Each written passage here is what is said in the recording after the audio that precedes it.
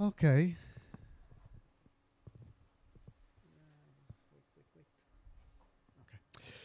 Hi, everyone. Thank you for being with us tonight. Thank you for being with us on a Friday night. that I appreciate. We definitely appreciate the effort. So I'm just here just to tell you what this is about in general, what this meeting is about. It's not our first time.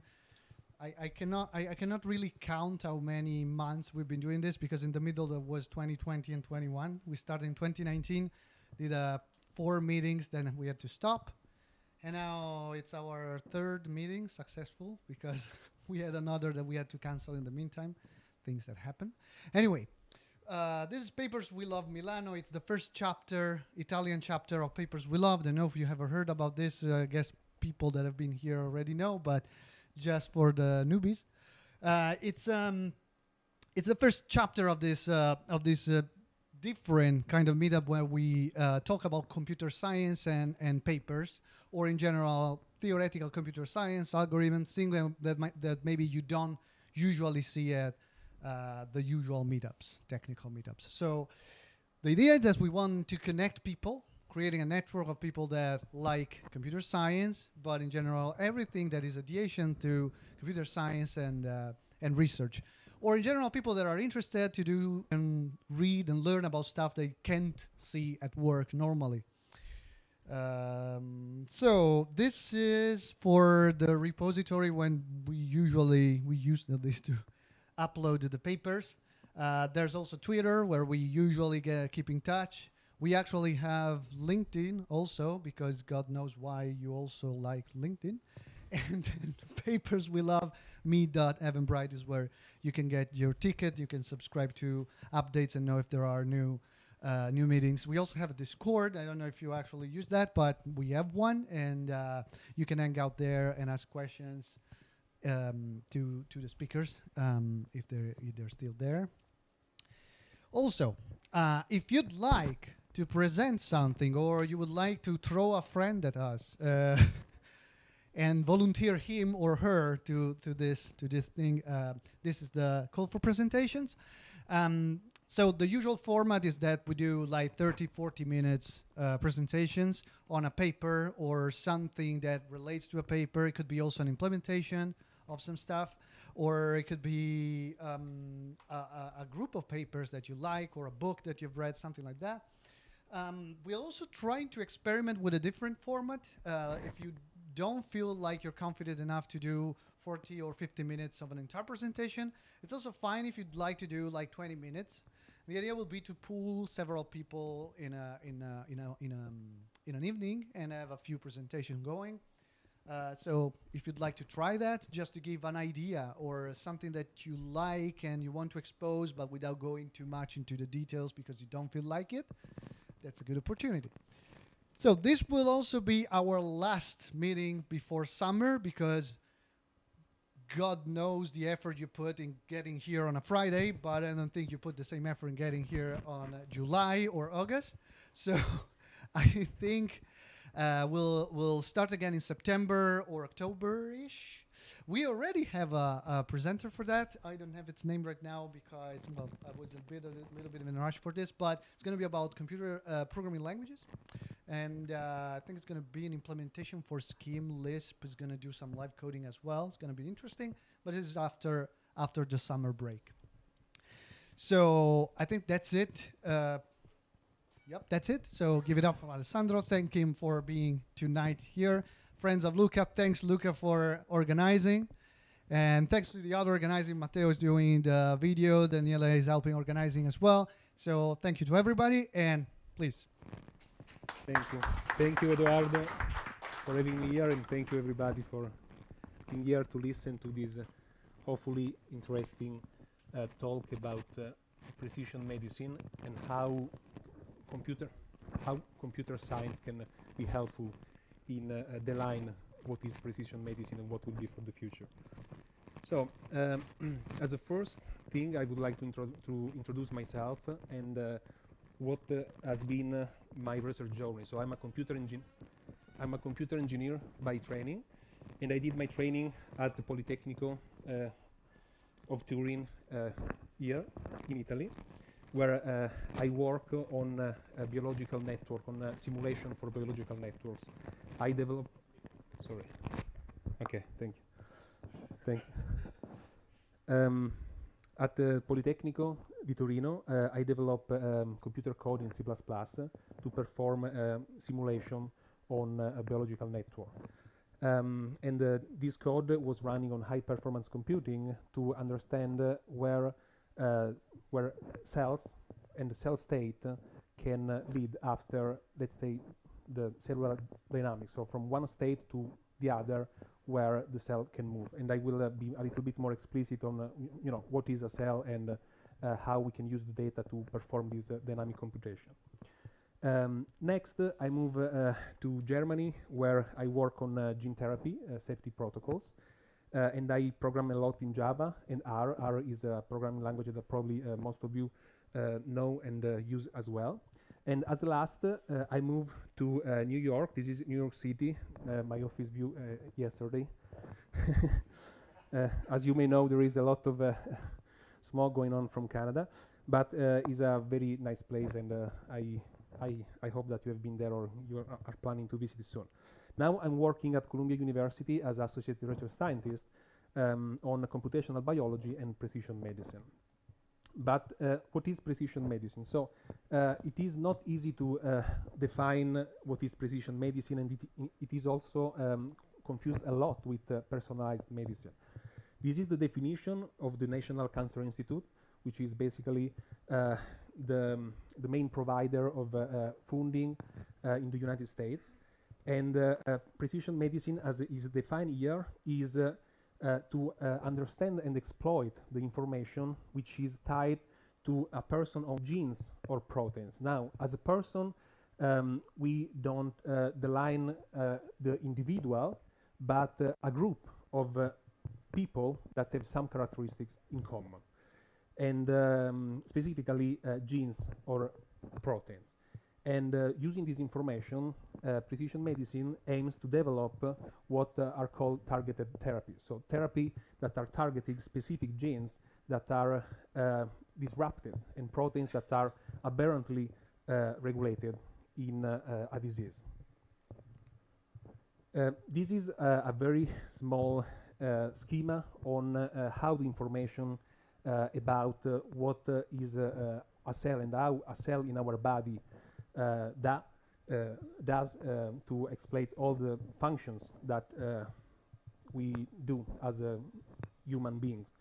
And as you can see here, this is the depiction of a cell, and in the nucleus there is stored all the information that the cell uses to do everything that it has to do. It is stored in chromosome, and the chromosome are basically the containers or a long line of these four base pairs. So using only these four base pairs, the cell encode all the information that they need. And since this talk is based on cancer, because I'm going to explain you how we apply precision medicine concept, especially in cancer, I'm going to give you a brief explanation on, for example, how cancer cell comes to be what they are. And as you see here, usually normal cells have 2 copies of a gene, and in the human genome we have more than 20,000 protein coding genes, so genes that can realize the proteins that are the building blocks of cells in our body as well. So usually cancer cells have a disruption in the information of the genetic code, and for this reason they are not able to function normally, and they often proliferate a lot. So they divide themselves, they multiplicate themselves, and this is how cancer arises.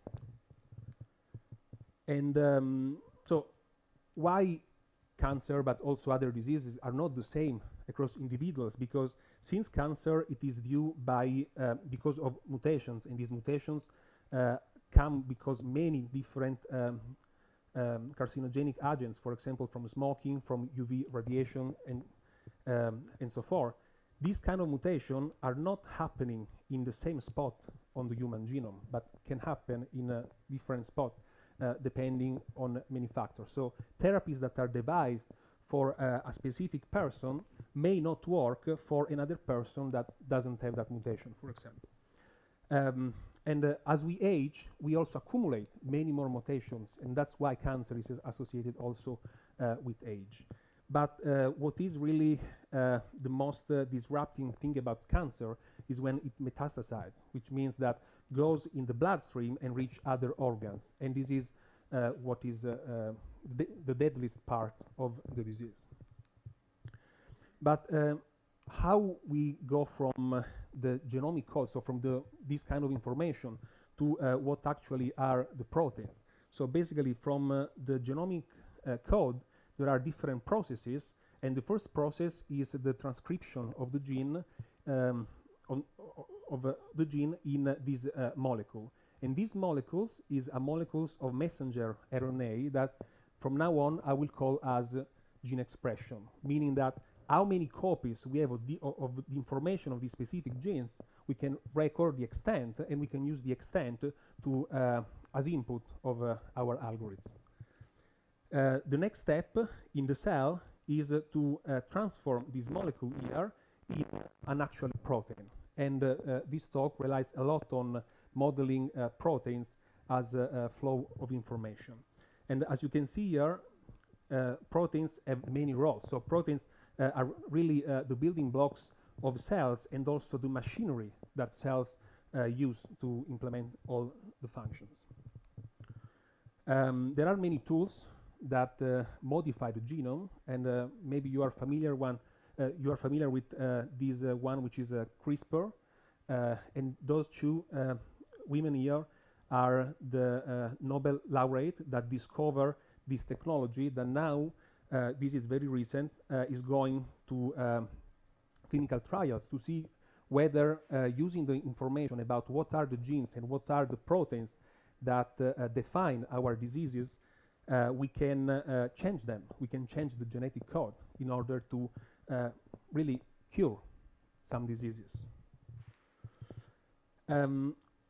There is another aspect which is very interesting in the world of computer science, in modeling data, and in doing data science with all these massive amount of biological data, which is now the possibility of getting from every tissue in the body, especially in the context of tumors, because this is where I work, each individual cell. So like we can capture the genetic code in each individual cell, and this can be very useful to do many things. For example, drug development, to understand how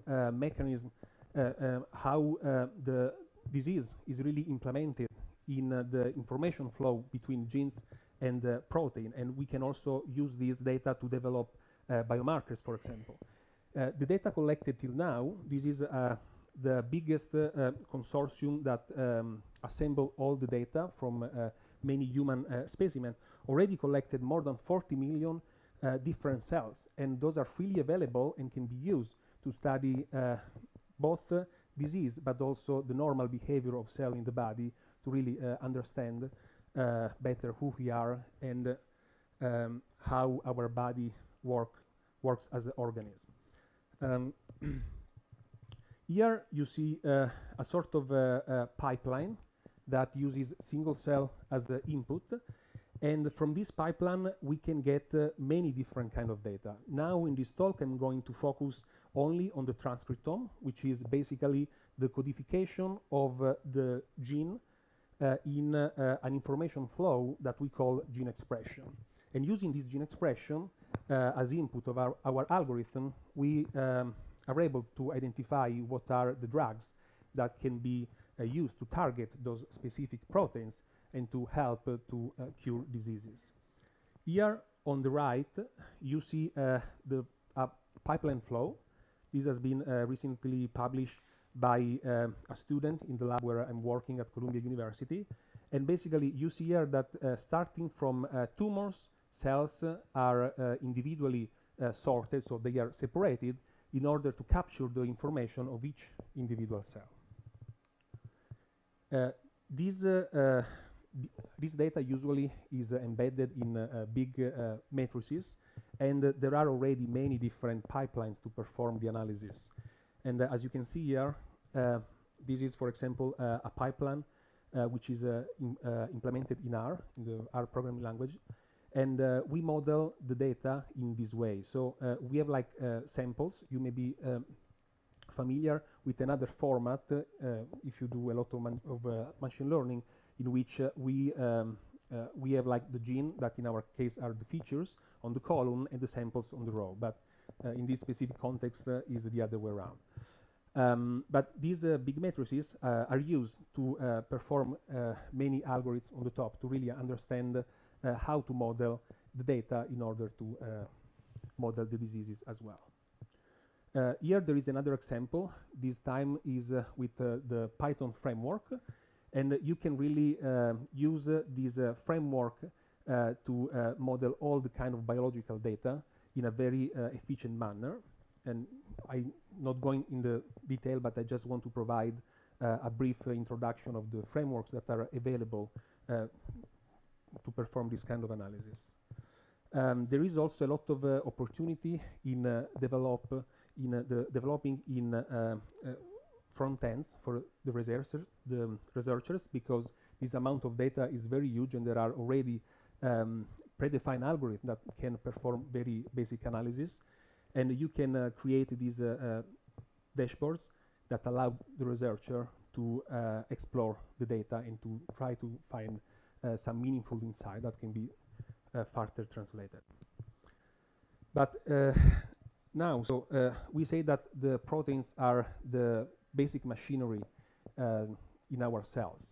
And specifically in the work that I do, we work a lot with transcription factors that are proteins that promote the expression of genes. So these are basically proteins that go on the DNA and tell the cell to produce more copies of a specific gene.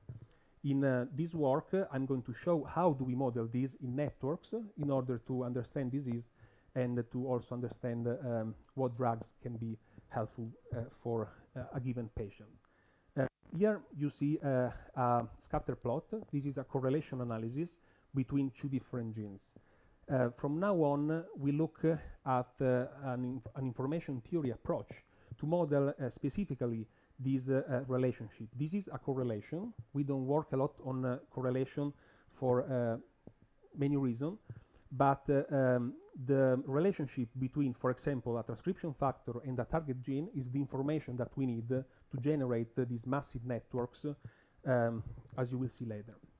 What we do, we use the Shannon entropy to perform this analysis from the data. So basically, I can imagine that some of you may be familiar with the Shannon entropy, but basically it states how much information we can get from some variable. Okay, and here in this plot here, you see that the amount of information goes up here when there is the most of the uncertainty in the data set that you are exploring. In this case, it's just about a random variable, but you can model this between many variables, and you can do this, for example, with the mutual information. We rely a lot on the mutual information because it can capture much more variability compared to correlation, to Pearson correlation, and this is one of the reasons. This is our building block for the reminders of the algorithm that you are going to see. Basically, this is a recap on how to visualize the concept of entropy, if you are not so familiar with much. Basically, low entropy is associated to a system which is highly ordered, in which many features of the system are easy to determine. In a system with high entropy, there is much more chaos, and you need much more information in order to make sense of that system.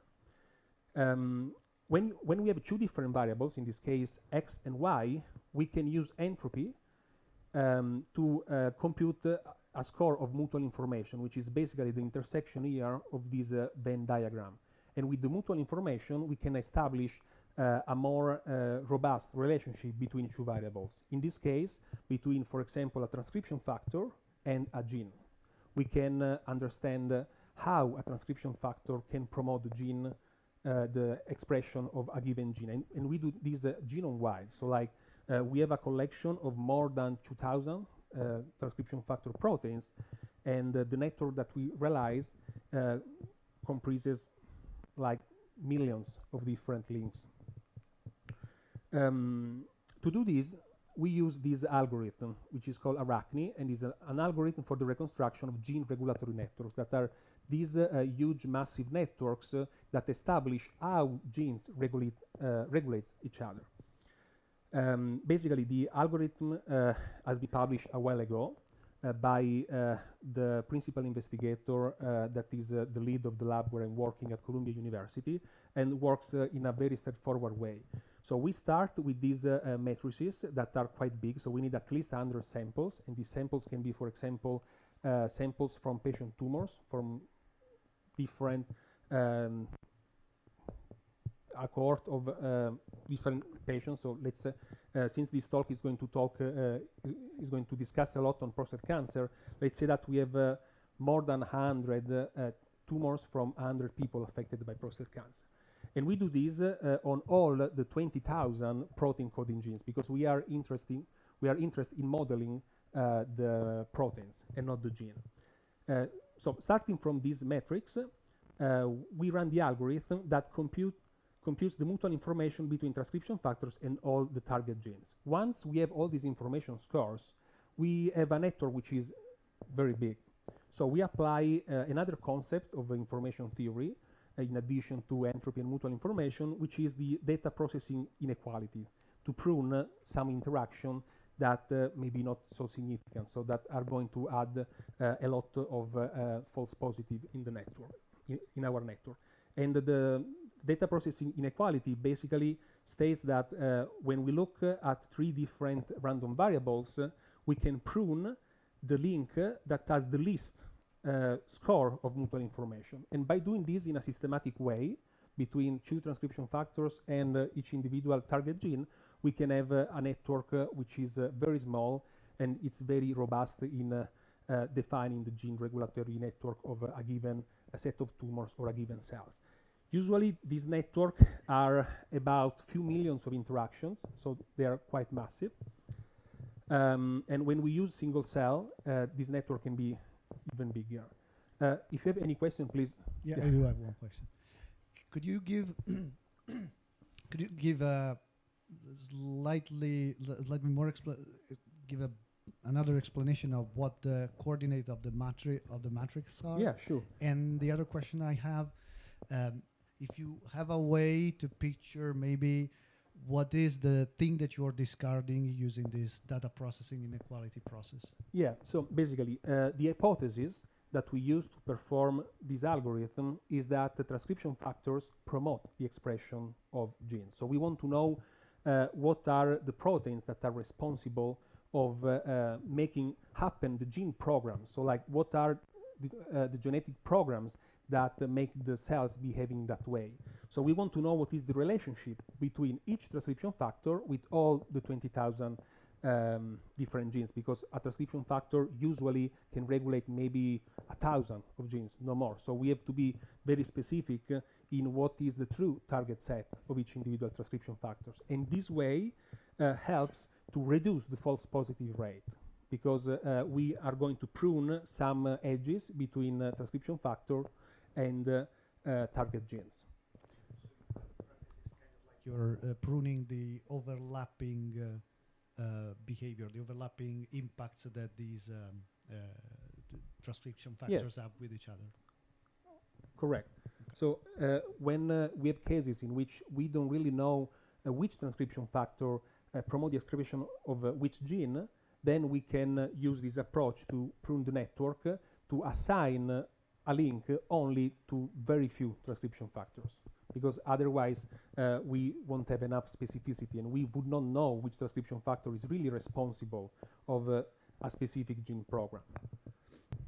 Did I answer your question? Yes. What about the matrix axis? Yeah, so basically here you see a matrix in which you have a certain number of samples and genes, but don't look at this, look at the usual data that we run with this algorithm. So this algorithm, since they perform an estimation of the mutual information, need a certain number of samples.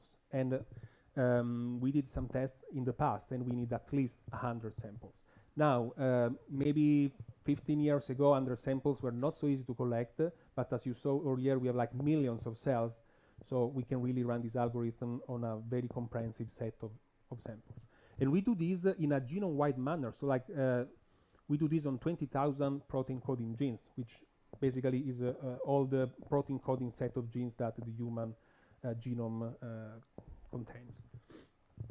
And if you're familiar with the correlation, basically we want to estimate the relationship between a transcription factor and all the target genes, but instead of using the Pearson correlation, we do this with the mutual information, which, as I said earlier, it's much more robust, because often when there is no Pearson correlation, you can still have some kind of mutual information. But this is not enough. So like once we have a set of let's say about 2,500 transcription factors, which ones are the ones that really do something in the cell, because they are not all of them. Each cell in the body has a different set of transcription factors that regulate its behavior. To do this, we use this algorithm, which is called virtual proteomics by enriched regulon analysis, that basically looks at where the targets of a given transcription factors fall on all the genes. So like we get the 20,000 genes, we sorted in a rank list. So basically, which is the genes that is more expressed, which is the genes that has more copies compared to the ones that has the least copies. Once we have this sorted array of 20,000 items, we look where the different targets fall. So if the targets fall in the middle, where there is not a clear ranking, then for us the protein it is not activated. So the protein is not really doing something, like the transcription factor is not present. That's a false positive for us, so we are trashing. When we have this more ordered result, in which the targets that are repressed, and by repressed I mean that the transcription factor down-regulates the expression of the genes, and the targets that are supposed to promote the expression are actually in the part that has high rank of this rank list, then we can deem this protein as activated. And those are like statistics that gives back to us a short list of what are the transcription factors that we should focus on. This is done with the gene set enrichment algorithm that I briefly will explain later. But just to say that while it is very relatively easy to get the information about the gene expression on an individual sample and cells, understanding what is the activation of each protein, so in this case transcription factors, it is not easy. Like biologically, you need more complex and costly assay. So this is, let's say, a kind of trick to use a cheap kind of data to get more high-level data that we can use to understand better our cells. And we do this because the Califano laboratory in the past developed like a kind of hypothesis, a theory on how these proteins implement cancer, for example. Okay, and this is depicted here. So, as we said earlier, cancer happens because there is a series of mutations that after a while accumulates in a manner that let the cell to proliferate indiscriminately. So we have this kind of lump of cells that start to disrupt all the other cells that are not cancer. So, and this is why something bad happens, because there are a set of cells that really don't behave well, are kind of dangerous for the neighboring cells. But not all the mutations are really drivers, meaning that not all the mutations are really the ones that are doing something, because every day we accumulate many mutations, but for several reasons those mutations are passenger, meaning that they are not doing anything, or they are even restored to the real value. So like we saw earlier that we have these base pairs that are just 4 different kinds, and a mutation basically is a flip of the base pair, in which if we have like a letter A, we can get a letter C, but at that point the information is different, and hence also the protein will be different. If the protein is different, the protein is basically a component of many machineries, then the cell are not able to do what they are used to do. So with this hypothesis, we are able to sort what are the mutations that are really drivers, the mutation that we should focus on. And this is because the hypothesis states that tumor checkpoints, which are a small set of proteins, are the ones that really define the behavior of cells. And these tumor checkpoints are basically very few proteins, in the order of maybe 30, 50, that are aberrantly upregulated. So those are like the criminals of cancer, like Andrea Califano uses to define them as the mafia of cancer, because those are the ones that dictate what the cell should do. So like the cell was doing something, and now because these proteins that are called master regulators are doing something else, then also the cell does something else. So if we are able to define which are these very few little proteins, these very few little master regulators, then we have better tools to find chemical compounds or other different therapies that can really restore the order in the cell or kill these cells that are having an aberrant behavior. And as you see here, these proteins are mostly transcription factors, meaning that they control the expression of the genes and the gene programs that the cell runs. So as we saw earlier, the Arachne algorithm defines what are the connections between the transcription factors and the targets, so the genes. And the Viper algorithm instead is able to prioritize a set of proteins that we can define as master regulator proteins. And as you saw earlier, basically we can start from patient data. We can get gene expression profiles. So like as you saw earlier, like let's say 100 different tumors from 100 different patients across 20,000 different genes. And in this way, we can create these regulons that are basically small networks depicting transcription factors and the target genes. Using this algorithm, we just published this framework, which is a framework that is a precision oncology framework, because we can work on the individual tumor sample. So like we can get the gene expression profile, which is really cheap to get nowadays, from a given patient tumors, and we can try to understand what are the real drivers of this specific patient tumor.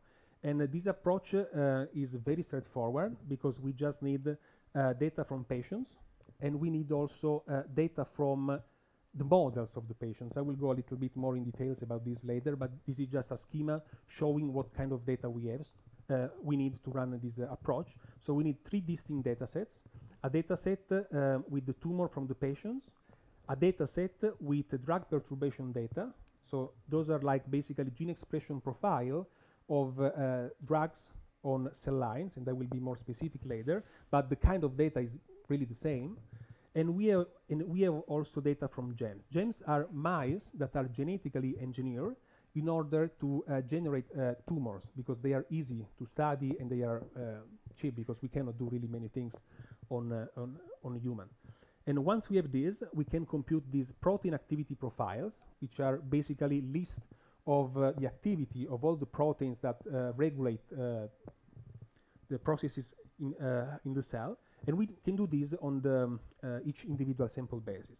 So we run 2 algorithms, one algorithm twice, and this works as follows. The first algorithm basically tells us which is the model, so which is the mouse that we can use as avatar of each individual patient. So since we cannot just get a drug and give it to a patient, we have first to test it. So, but which tumor should we test? So we can generate many different mice, and we can identify which mouse is the closest to the tumor of a given patient. So like which is the mouse that represents the better a given tumor. And we do this with the OncoMatch algorithm that basically matches patient tumors with avatars. Really, let's call them like this.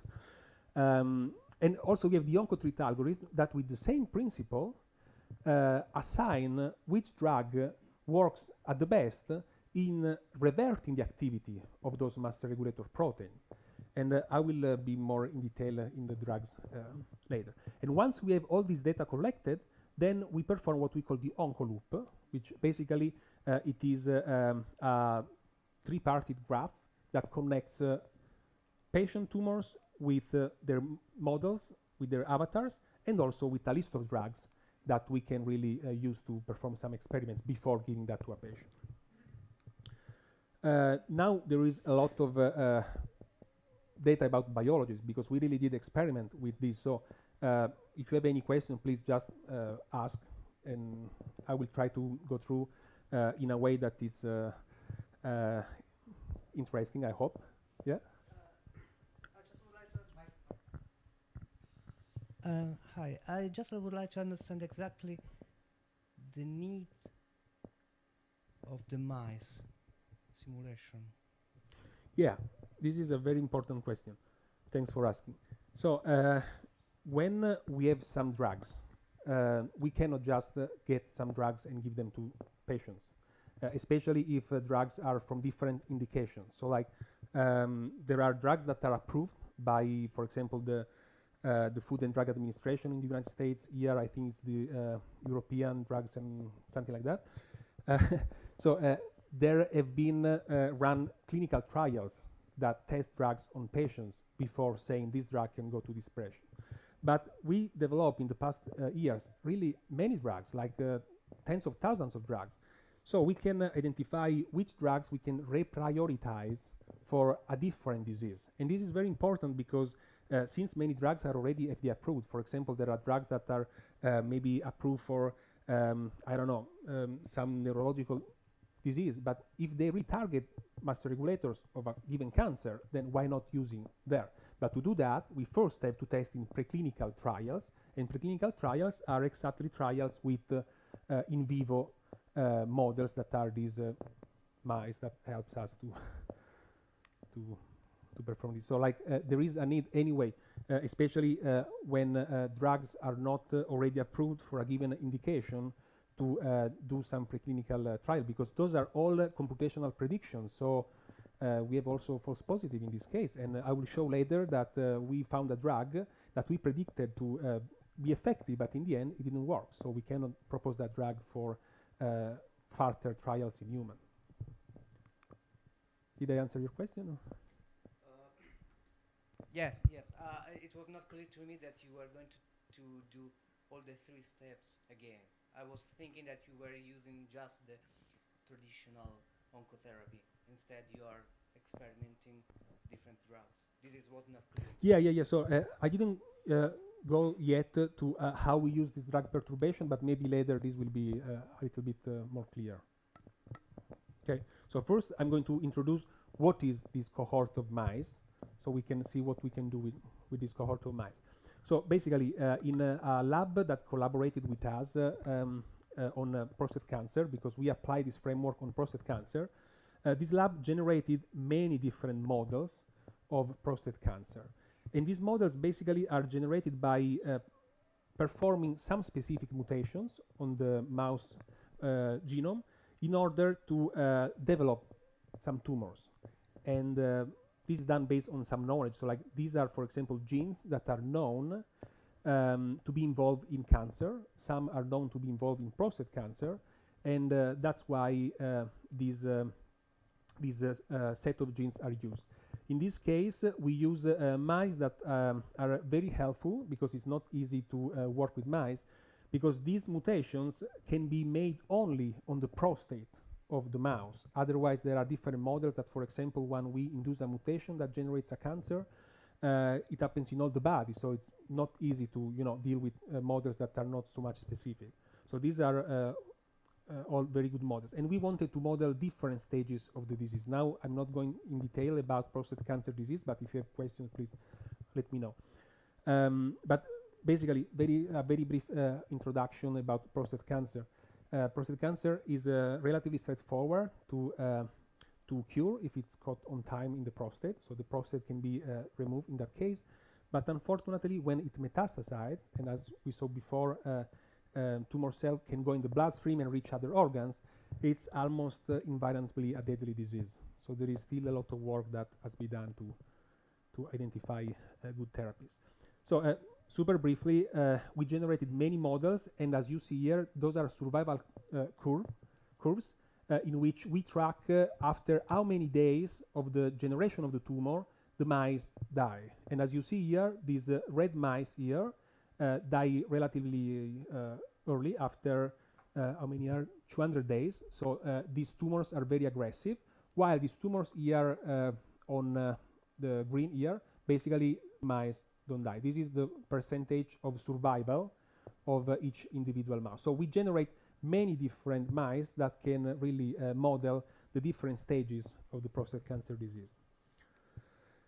Here, very briefly, we wanted to compare the set of genomical aberration also on human cohort, because again, we want to use mice to cure human prostate cancer. And as you see here, all these mutations that have been used for those mice are really representative in the human, because it can happen that you need to generate a tumor, but maybe those alterations are not in human, so that model may not be specific to be used for a given patient, right? So with only this set of mutations, those are very few, we were able to cover many patients, and those are two of the biggest cohorts that are publicly available. Sorry, this is like a more indolent disease, and this is a very aggressive one. So with these mutations, we can model the genomic profile of every patient, which is not the focus of our algorithms, but it helps us to really understand if at least the genomic background is recapitulated in the clinic. Next, so this is again mouse data. We saw earlier how we can prioritize the list of master regulator proteins, so the list of bad guys. But what are here the bad guys? So we use these heat maps that basically show the statistic of each individual transcription factor that in our case is a candidate master regulator, because we don't know until we do the validation, right? This is all computationally generated data. Those are like prediction. And with red, we say that the protein is aberrantly upregulated. So we have a lot of that protein, and that is doing really something. With blue, we want to say that that protein is not activated or is deactivated, meaning that maybe in the normal prostate tissue was active to sustain the homeostasis, so like the normal functioning of the prostate, but in this case here, because of the cancer, that protein goes down, so it's also bad. And here those are like basically cancer associated pathways, or like those are the lists of different proteins that are already known to be involved in different cancers, and we here just show what is the activation of this pathway. So this is a confirmation that we see these mice really developing very specific and interesting prostate cancer disease. Here again, those are like UMAP plots. I don't know if you guys are familiar with UMAP, but this is a technique of dimensionality reduction when you have a lot of data and you want to see them in 2 dimensions. And this helps, for example, to look whether the clusters make sense, and those are like some of the markers of a prostate cancer. Like these are already known and validated master regulators of prostate cancer. And as you see here, this is a confirmation that the mice that we generate, and those are here on the columns, are having an aberrantly regulation of these master regulator proteins. Now, I really like these plots, because this plot really tells a lot about what's really going on in the cell. And again, this is all predicted data from our algorithms. You see here these big circles. These big circles are the candidate master regulator proteins. Again, blue, the protein is not active. Red, the protein is a lot active. And those are the targets, and the targets are the genes. So like those are transcription factors, and when a transcription factor binds on a specific gene, it promotes the expression and it implements the genetic program that in this case is representative of the disease. Now, how do we select the avatar that here we technically call it cognate model of each individual patient? So again, this is precision medicine because it does the algorithm inference on a given individual patient. We start by assembling the cohort of the human patients and the cohort of the mice. We do the reverse engineering of these regulatory networks. We have these heat maps that basically are matrices that tells what is the status of each protein for each individual patient, and we perform this enrichment analysis. This enrichment analysis is a very straightforward analysis in which we look at the rank of the proteins on the mouse, okay, the 2,500 proteins, and we look whether the candidate master regulators are in the upper part or in the bottom part. So like how relevant are those? And this can tell us about the conservation of this master regulator program. This analysis is a super fast analysis, it's a very straightforward, it runs by running a rank sum. So basically, maybe this is small, I can show here better, yeah. Let's do it here, so I will explain better later. But basically, once we have this score, so we have like one score between each individual patient and each individual mouse. Once we have it, we can generate another heat map that associates each individual patient with each individual tumor. And this is the final heat map that this OncoMatch algorithm gives back to us. Here you have so like this is basically a matrix. Here we have on the columns the patients, and we have the models, the avatars, on the rows. When you see a dark red color, then we have a good match. So if we get the patient tumor from the clinic, let's say this guy here, we say, look, this guy here has a good score, then we can use this model to perform an experiment for that specific patient. And the analysis here is done with this gene set enrichment analysis that works on proteins. And again, we rank the proteins on the mouse here. So those are basically just rank of scores in the statistics of our algorithms. And we look whether the top ranking candidate master regulators in the patients are still in the top and bottom of this rank list. So this is a very high score and tells us, look, we have this kind of conservation. So we really see in that tumor that the same master regulators that we found in the patient are also in the mouse. Then it means that the biology that we are looking for to model the human is also in the mouse. Then let's select this model and let's do some preclinical study in this one.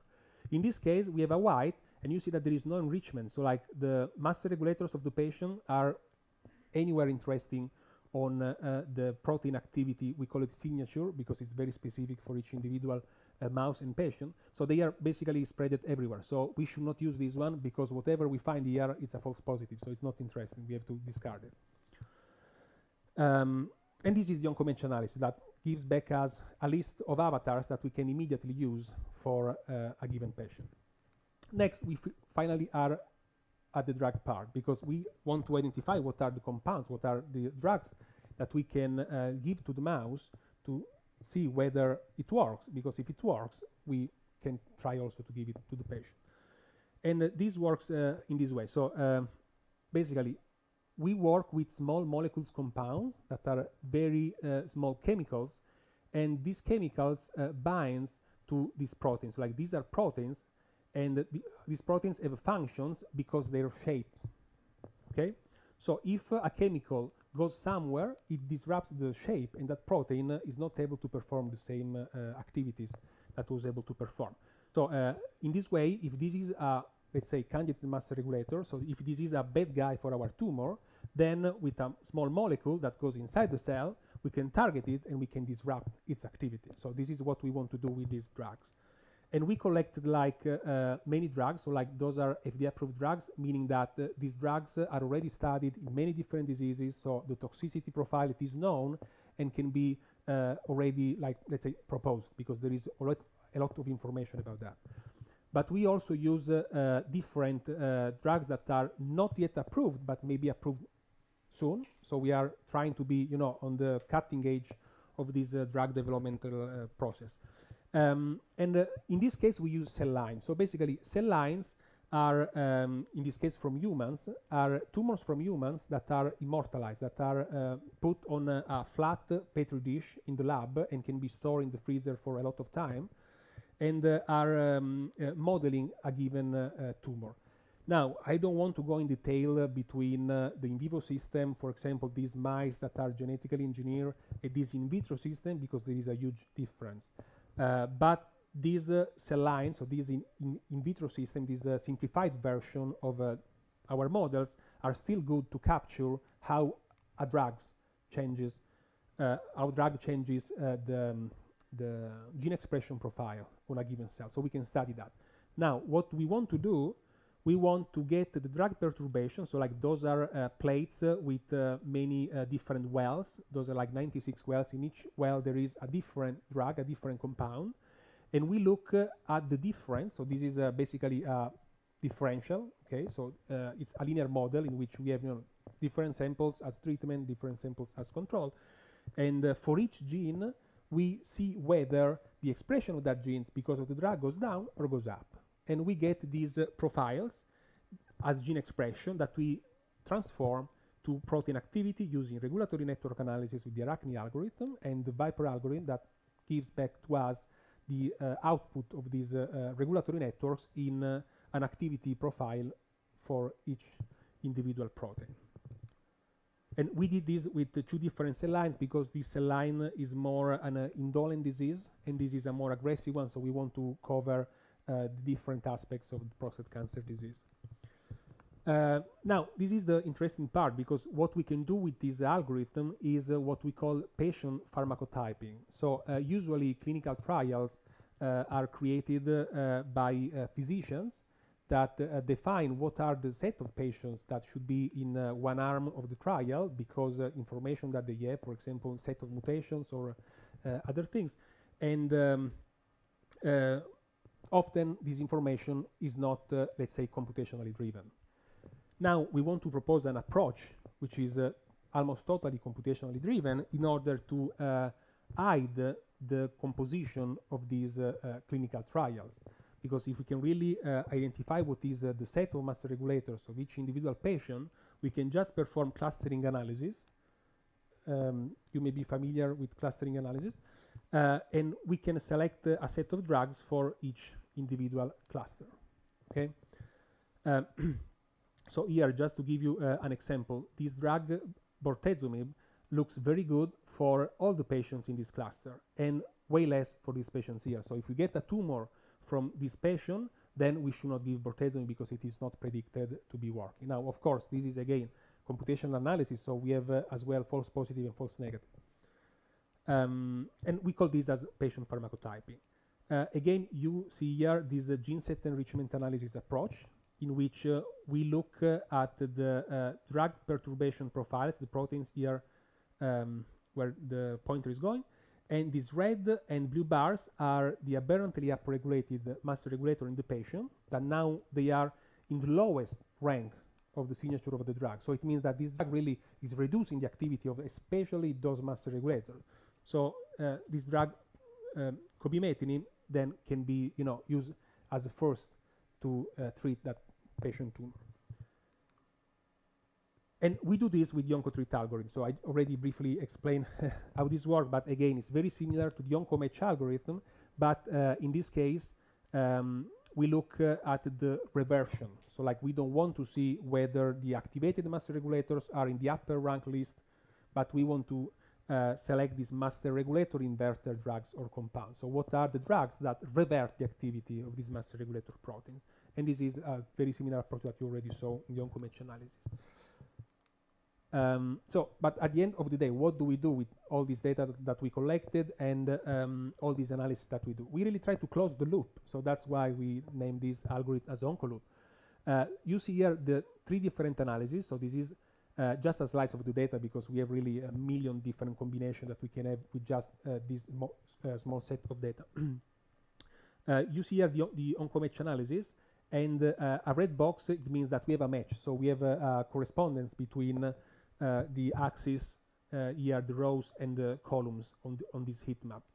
And the same is for the OncoTreat. So we perform the analysis looking at what are the drugs that are predicted to work better for a given patient, but also for a given mouse. So we really want to be sure that if we give a drug to the mouse, is also working as well. So we can, expedite this trial. And in this way, we can close this loop. So this is basically a circus plot. You see here all the drugs in this. Oops, stuck. Okay. Okay. In this blue edge, you see here the patient in this orange edge and the mice in the green one. And this is how we close the loop. Okay. So if we have a given tumor from a patient, we look at which is the best avatar, and we look whether we have one drug that is predicted to be effective on both of them. Now, this is the real data, so we performed the validation, and now I'm going to show you some data about this mouse tumor, but we can skip it or go a little bit faster if you are not so much interested, or if you don't like to see this kind of images. But basically, those are the curves of the drugs. This is like the tumor volume, so like the tumors are measured as volume in the 3 dimension. And you see that some of the drugs that we are predicted, this here, temsirolimus, panobinostat, trametinib, are really reducing the volume of the tumor. So we did also the vehicle, which is basically the control in our machine learning algorithm. And you see here that after a few days, the tumor becomes bigger and bigger. But with our drugs, the tumor is actually very contained. And you see here again the analysis that we used to make the prediction. Now we have a false positive here because bortezomib was predicted in this specific avatar that we want to use for the validation, but unfortunately the drug didn't work. So we speculated a little bit why this happened, and we found some reasoning, because unfortunately after a while, even if some part of the cells are dying, but these tumors are heterogeneous, meaning that not all the cells have the same drivers. So there are different set of cells that can have different set of drivers. So sometimes you have to use like combination therapies, like for example, give different drugs to the same patient, and this is what how it is. But we were able to predict correctly 3 out of 4 drugs that we validate. We didn't validate more because those are very costly experiments. So we were quite satisfied with 3 out of 4. We did this also in humans. So like these were mice tumors, but we wanted also to perform the validation of our algorithm also on human tumors. And you see here that basically this is the vehicle, so like no drug at all. And here you see that after 2 drugs that we selected with our algorithm, the tumor is basically gone. So those are positive controls. Okay, again, we did this in combination with the standard of care, and we were able to see that some of the drugs that we predicted were able to synergize with the standard of care for many different reasons, and this is also a positive note. We did this also with immunotherapy. So immunotherapy are a new therapy for cancer in which we try to harness the immune system to help us to fight cancer as well. So we really tell basically the immune system, look, this is the cancer cell, please cells of the immune system, go there and wipe them out. Something like this. So this also was a positive note. And in the end, as I said earlier, with these approaches, we can generate a new kind of trials in which we really cluster the patients with the drugs that we tested, that we know that already work, and for which we know what is this avatar of mice, that if we want to do a preclinical trial, we can do that. And this is how it works. For example, we have a patient, we get the sample, we do the sequencing of the gene expression, which is called RNA-seq. We perform the analysis, and we create a database. And from the database, all the time that we have a patient tumor, we can tell, okay, use this drug, use this mouse, and do the preclinical test. It's very straightforward. Now we are extending this to other different kind of models that are not the mouse but are human. So there is a huge consortium in the United States that generates, let's say, more fancy different model system that can model human tumor as well. And we are now working on a single cell version. So I introduced a single cell earlier because I wanted to give a perspective of where this technology is going and how much data is already generated and will be generated in the future. But the framework that we developed, this OncoLoop, we tried on the bulk data. So basically, we get the tumor as it is, and we collected all the gene expression. So it means that there is a lot of confounding, because in each tumor, there are not only tumor cells, but there is like cells that are not tumor, but belongs to that organ. There are immune cells. There are cells from the blood vessels. There are many other cells. But still, even if we got a lot of noise, some predictions worked out. So now we are moving this to the single cell, which has a lot of challenges, but at least we can really select what are the cells of a given tumor, and we can have a more clean data to perform the analysis. So those are all the people involved in this project. This is my advisor, Andrea Califano, that is a pioneer in the algorithm for the reverse engineer of these gene regulatory networks. And those other guys work with mice in Korea Batetian Lab at Columbia University. And that's it. I hope that you enjoy this framework, and I hope that you like it. But please, any questions?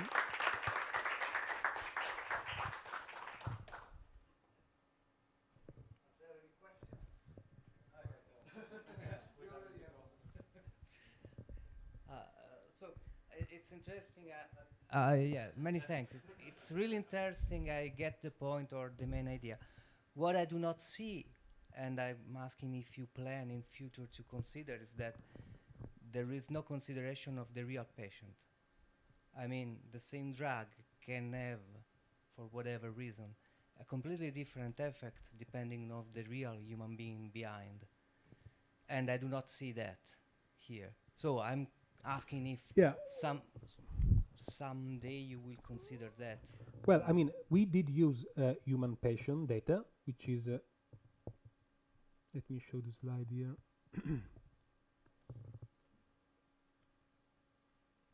So we did use human data. So like this is real human data. No. Let me explain better.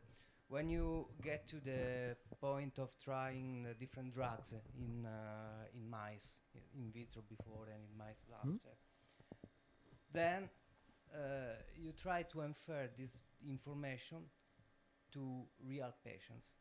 But I do not see when you get to this point. In the validation, yeah. So what we have is these. Those are called patient-derived xenograft models. So like, those are tumors from patients, this one here, that are injected in the mice. So we do still the experiment on the mouse, but the tumor comes from the patient. No, let me Okay, explain. sorry. What I'm saying, it is that I understand all this Okay. but let's say that we have the same tumor, etc., etc. I understand that. But the point is that when you give a given drug to a 60 years old man and to a 15-year girls, the same drugs can have a completely different effect. And I do not see this kind of evaluation here. I mean, you took the tumors. Let's say that it is exactly the same, but if it comes from an old man or from a young girl, the therapy can be completely different. And I'm asking if you will consider that in some future study to also map not only the tumor, but the bearer of the tumor. Yeah, there are many clinical annotation that may be available, like for example, the sex that is a confounding factor, the age, and so forth. We don't use these variables in our models, and we don't plan to use it because our approach is completely agnostic to either mutation or other clinical information. Now, clinical annotation, we can use it to, for example, generate better these kind of, let's say, computational driven trials. But since our algorithm looks only at the cells, then we don't need to put information about, let's say, age or sex, because there is no space for it in the data. So now, for sure, these are confounding factors, but there is no space in our algorithm to model them. So they will be embedded, hopefully not in a dramatic way, but there is no space to put them because we look just at the gene expression, and the gene expression is based on the cell wherever it comes from. So as you saw before, the same algorithm, we use it on the mice, the same algorithm we use it on the human, no matter whether, I mean, here prostate cancer, everybody is a man, but even if it was like colorectal cancer or something else, we don't use and we don't plan to use that kind of information. For sure, there will be some kind of confounding, but these algorithms are not made to take into account about that.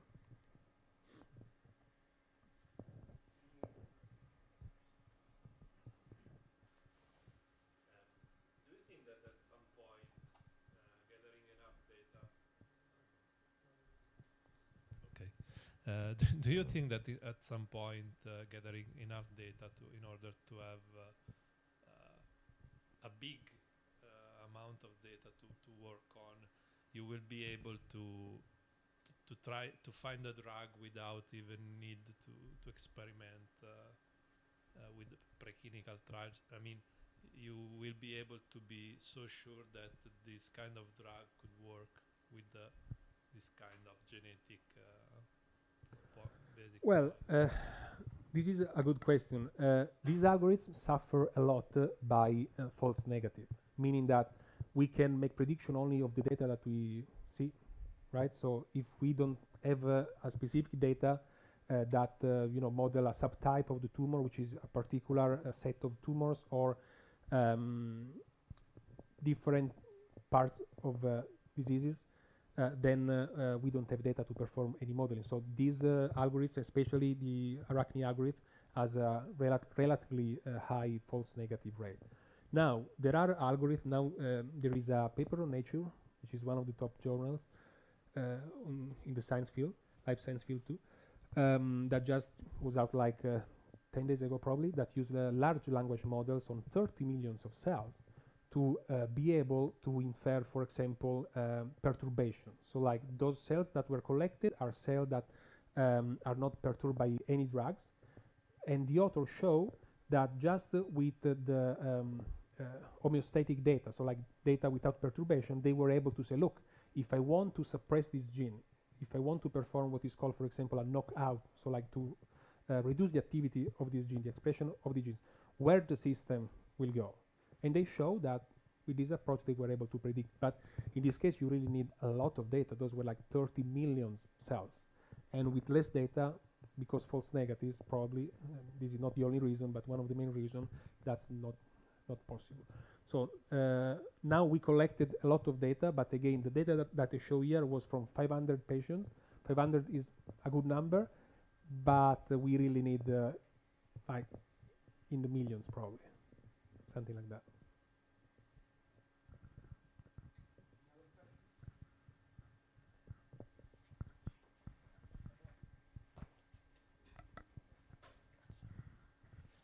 So first of all, thank you for the whole explanation. I think it's a very interesting topic.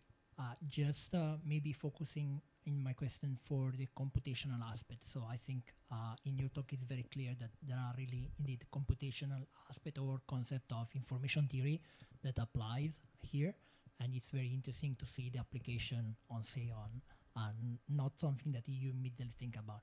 What I was wondering is like in this computational aspect, do you think right now the next biggest challenge is like in software side or in hardware side? What I mean by that is like, do you think that right now to better support this research, your research will be to have more efficient algorithm, or is more about scaling and like putting the hardware, putting the metal, putting sort of like the memory to process the data? So I was wondering, where do you see the balance, if it is a bit, more software or hardware related? Yeah, thanks for this question.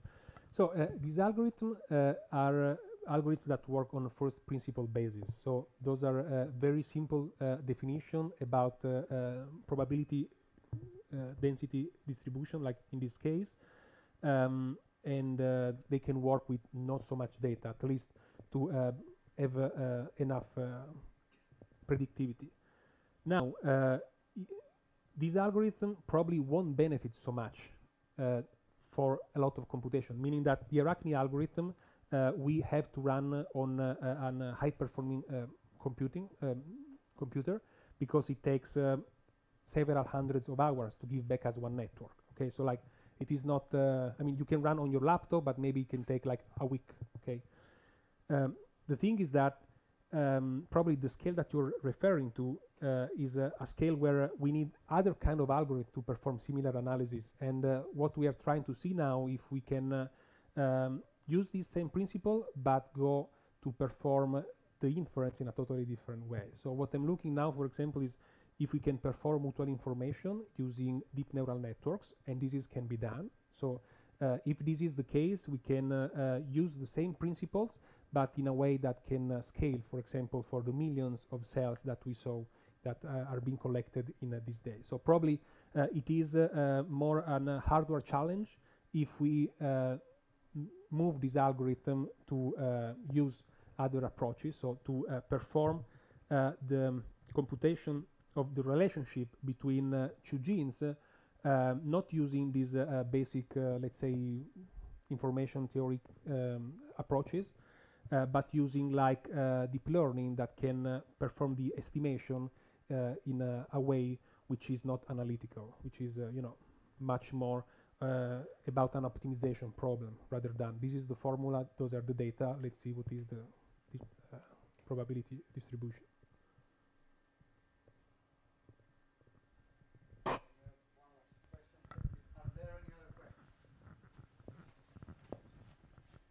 So here's my questions. So I myself find very fascinating. The topic is very fascinating, especially because as a computer scientist, as a developer, I don't really have that kind of background. But the thing that I like is that also you didn't have that background at the beginning. So the reason why I'm interested in this kind of topic is that it seems that it is within your reach, even though, of course, you're very experienced and you grew your experience over the years. So the question is the following. What would you suggest to someone like me or like people that are in the audience today that may not have that kind of background, that would be interested in do something that actually makes a difference with the knowledge that they have? So is there a way to approach these problems first steps, and what would you suggest to go in that direction? Yeah, I mean, this is a very good question. So like, if you imagine people working at DeepMind that developed AlphaFold, probably very few of them were familiar with biology, so they collaborated with people more expert, right? So there is a lot that can be done. If you, do a lot of machine learning, that may be enough at the beginning, because these concepts are maybe not easy to grasp at the beginning, but after a while they become very familiar. I never did any molecular biology course, so like I learned by doing, which is something that in US is quite common. So if you are interested in really exploiting the amount of data that is now available, all of this is freely available, so you can just now get your laptop and download them. You may not be able to download everything on your laptop, but still you can start with a small set of cells. Now, for example, in what is it? In the work that we do, this is a colleague of mine. We use data in the order of maybe 50,000 cells, which are really working on your laptop. So like some of the algorithm here run like so. For example, this is a UMAP, mindful learning, and on 50,000 cells it takes like 5 minutes. So those are things that really, if you're interested, can start to play around. You of course need to have like the biological question, like what you are looking for, but I think there is a lot to explore. And I mean, for me, it's personally fun and it's very satisfying seeing that we can really do something, working with data, performing analysis, and identifying something that can be translated to the clinic. So I think there is a lot of space. If you are not so much interested in doing machine learning modeling, there is also a lot of opportunity in front-end development here, for example, as I said before, but also like in just computer science and engineering. Here there is a lot of space to come up with new approaches to just be able to analyze this amount of data. So like now we have spatial information. So basically, not only we can get the gene expression of each individual cell, but we can also record where the cell is in basically a piece of our body. So another algorithm that I'm developing is to understand how cells communicate to each other. So now we saw cells that implement the program within themselves. So when a cell becomes bad, it starts to duplicate themselves to become a tumor. But cells also communicate with each other with like a message passing system, really with proteins that are basically either in touch, those are called ligand receptor, or are secreted where the cells are, so like in the environment around the cells, and are basically captured by other cells that respond to that. I mean, these frameworks are just amazing, but there is so much that can be done to speed up the computation, or just to come up with a new approach to contain this data and to use this data to perform other kind of analysis. But even on the algorithmic level, there is a lot of space to really come up with a new algorithm that tells you, okay, this is a way in which we can study this system. So thank you all.